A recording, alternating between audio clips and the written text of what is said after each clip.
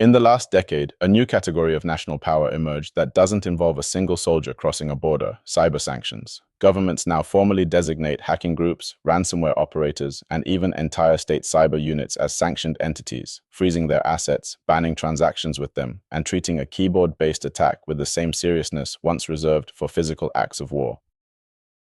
The logic is straightforward. When a state-linked hacking group steals intellectual property, disrupts a hospital system with ransomware, or breaches a country's financial infrastructure, traditional military response is disproportionate and diplomatically explosive.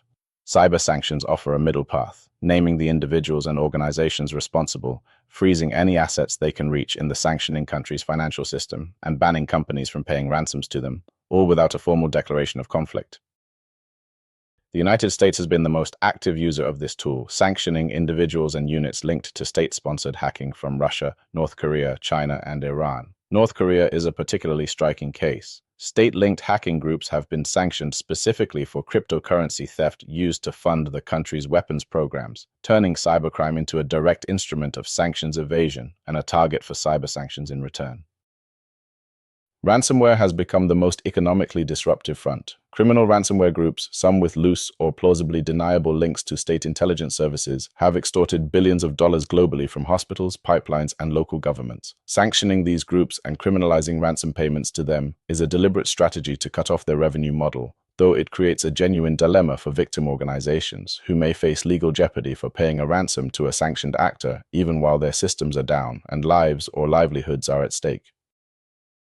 The attribution problem is what makes this entire field harder than conventional sanctions. Proving that a specific hacking group is state-directed rather than an independent criminal enterprise operating with a government's tacit tolerance requires intelligence capabilities most countries don't have. This gives major powers with strong cyber intelligence capacity, chiefly the US, UK, and a handful of allies, outsized influence over which entities get labeled a state cyber threat and formally sanctioned, since smaller nations often lack the forensic capability to make these determinations independently. For businesses, the practical exposure is real and growing. A company that pays a ransom to a sanctioned entity, even unknowingly, can face its own legal and financial penalties in jurisdictions like the US.